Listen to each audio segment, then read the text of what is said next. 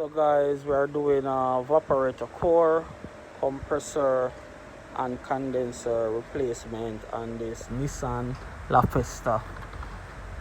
So this is the compressor that we are removing, condenser in front of the radiator, and we have to remove the dashboard to take out the evaporator core.